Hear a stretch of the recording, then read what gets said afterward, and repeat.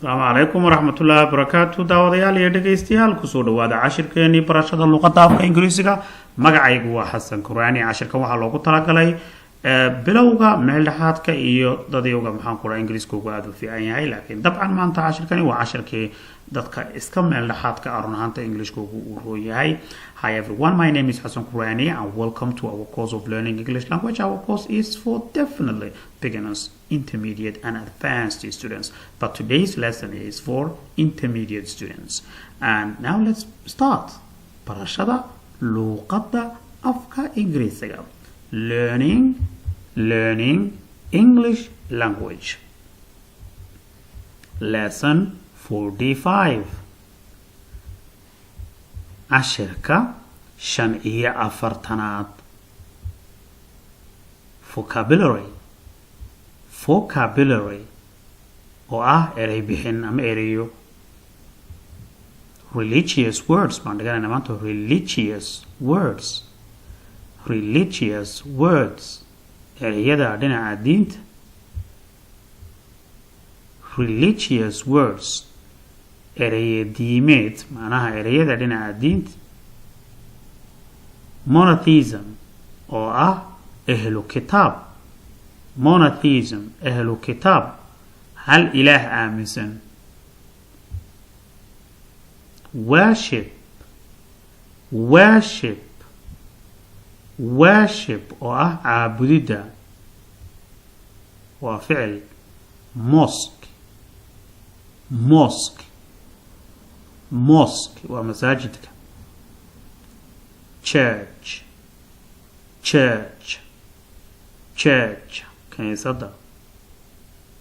kaniisada weeyaan. Temple waa maxay? waa muqaamka ama macbadka ay wax ku caabudaan waxaan ku leeyahay Hinduuga iyo Buddhismka iyo.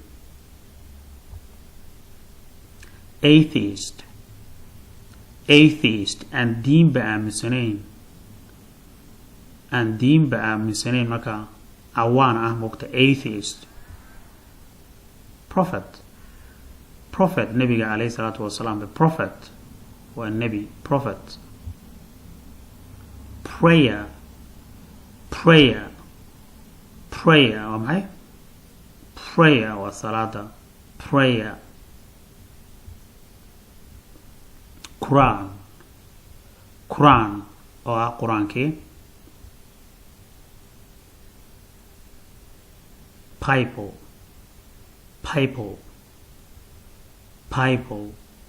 waa maxay? waa Bible-ka waxaan ku radaa kutubka Kristanku ay leeyihiin. Holy war waa jihaadka dagaalka barakaysan.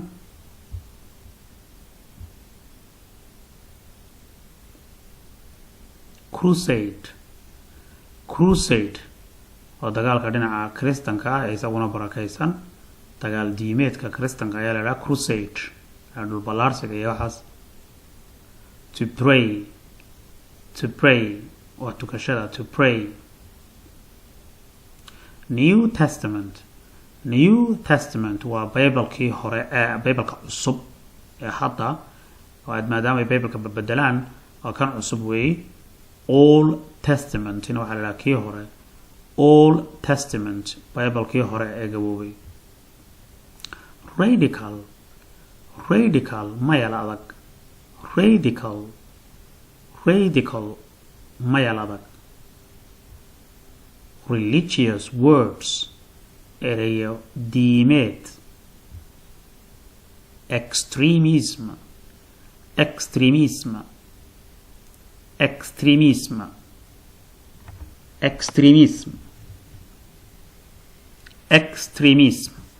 oo ah xagjirnimo waa weeyaan waa aad u dhinac jira oo aragtidoodu ama dhinaca diintu maxaan ku raay aad u fog tahay oo qofkii diinta islaamka qaadan waaya ama diinta Kristanka qaadan waaya diin walba way leeyihiin marka extremism ka mugta. marka waa xagjirnimo. Extremist baa la yiraahdaa dadkana mugta. Extremist waxay ka timid kelmadda adjective-ka la yiraahdo extreme oo ah halis khatar ah extreme radical waan ku soo celiyay kelmaddaas oo iyaduna ah maxaan ku dhahaa mayal adag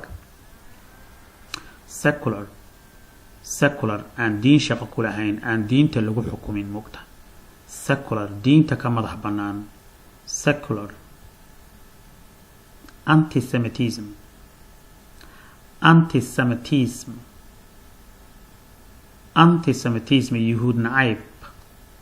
yuhuud nacayb preach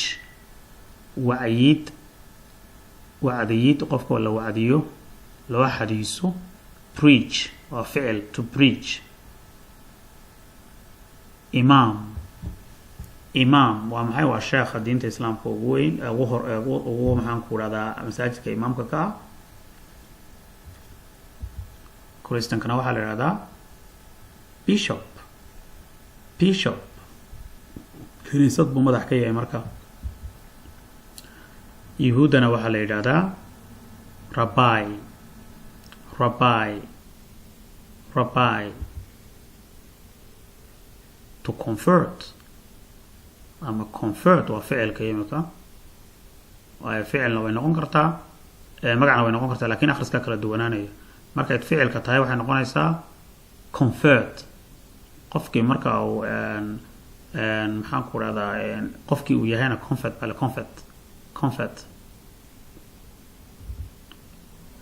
fail waa maxay waa gabadho maxaan ku dhaha xijaab xidhata fail xijaabasho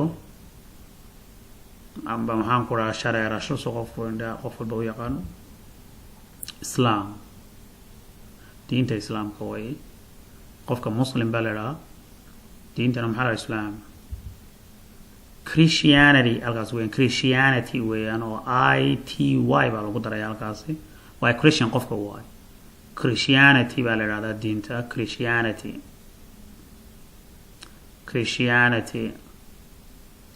marka maxaa lagu qorayaa inta lagu xujisiinayaa ITY Christianity diinta yuhuudi waxaa la Judaism diinta maxaan ku dhahay yuhuuda sect waa maxay sect waa koox group macnaha aaminsan maxaan ku dhahdaa qaacidaha sida diinta islaamka oo kale waxay leeyihiin sunni iyo shiica oo kale arkaysaa sunni sect iyo shiica sect halka maxaan ku dhahdaa kristanku ay leeyihiin christianity ay leeyihiin roman catholica protestanka iyo orthodoxka moogtahay orthodoxkaas oo Ethiopia iyo Russia iyo Greek iyo laga aaminsan yahay ama Eastern Europeanka oo dhan wadamada Poland iyo wadamadaasi baa inta badan laga aaminsan yahay marka orthodox baa saddexdaas ay u kala baxaan inta kalena way kasii farqimaan moogtahay sida imika Anglicanka oo kale wuxuu kasii farqimaa maxaan ku dhahdaa protestanka ciidaas ay kasii bataan Judaismka diinta maxaa ku dhahay yuhuuda iyada laftigeedu saas weeyaan oo waxaa la conservative Judaism oo iyakuna u ogol inay dumarka oo kala sheekh ka dhigaan iyo maxaan ku dhahdaa Judaismka caadiga ah iyagu aanan ogoleyn matalan oo kale inay Orthodox Judaism oo ogoleyn in dumarka laga dhigo sheekh conservative Judaismna waxay rabaan in dumarka sheekh laga dhigi karo great cult waa saas oo kale iyakuna cultina waxay ka dhigan tahay diinta kristanka ayaa lagu isticmaalaa cult waa grubyo yar oo iyakuna markaa diime iska samaystay oo markaas tu la yidhaahdo waad aragteen baan umaleynayaa Jevanoh iyo la yidhaahdo dhulka ay werwareegaan oo bugta qaybiyo iyo maaragtay ayaa jirta kuwa kaloo iyakana la yidhaahdo Adventist la yidhaahdo iyo way badan yihiin markaas cult markaa weeyaan Mareykanka inta badan ayaa ka arkaysaa kuwa maxaan ku radaa guursanaya maxaan ku radaa 30 dumar iyo 40 dumar iyo guursanaya prayer beats waa tusbaxa prayer rack waa sijaajada prayer rack perform a pollution weysaysashada weysaysashada qofka weyse qaata weyse qaadasho religious words ereyada dhinaca diinta ama ereya diimeed peace and blessing be upon him sallallahu alayhi wasallam macnaha waxay ka dhigan tahay nabadgelyo iyo naxariisi korkiisa ahaato peace be upon you wa salaamu calaykum markaysaa nabadgelyo korkaaga ahaato peace be upon you sidaas umad adiguna ugu jawaabaysaa peace be upon you too blasphemy adigoo diinta aaya oo ku xadgudba markaas aflagaadeeya ayaa la yidhahdaa he committed markaysaa blasphemy wuxuu galay maxaan ku dhahdaa xadgudub dhinaca diinta ah Pakistan iyaba inta badan laga arkaa dadku maxaan ku dhahdaa lagu dilaa moogtahay markay diinta wax ka sheegaan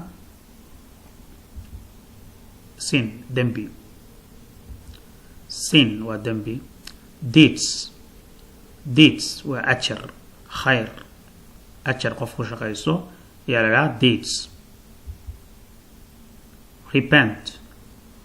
repent waa toobadkeenida waa ficil wey waa wixii ficila waa ficil baan leeyahay moogta wixii kalena waa magac meesha ku qoran repent waa toobadkeenid curse ficilna way noqonaysaa maxaan ku dhaha magacna way noqonaysaa to curse waa ficilkii ma it is a curse maxaa waa nacdalid moogtahay markay ficilka tahay waa nacdalid magaca markay tahayna dee waa nacdashii caadigii curse his mother has cursed him hooyadii baa nacdashay miya curse ilaah waana la nacdalin fornication waa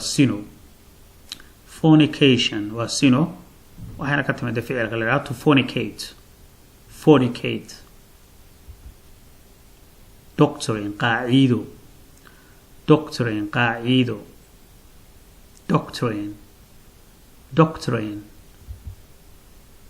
day of judgment maalinta yawm alqiyaamaha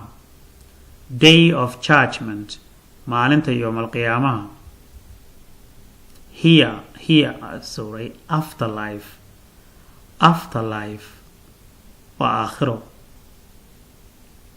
afterlife waa aakhiro adduunyada marka laga tago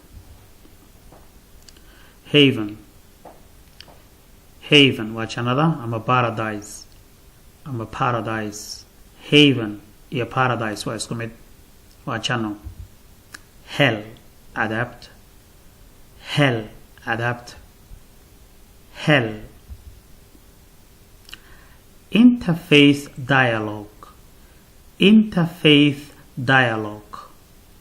interfaith dialogue walaxaajoodka dhinaca diimaha interfaith dialogue markaysaa walaxaajoodka dhinaca diimaha interfaith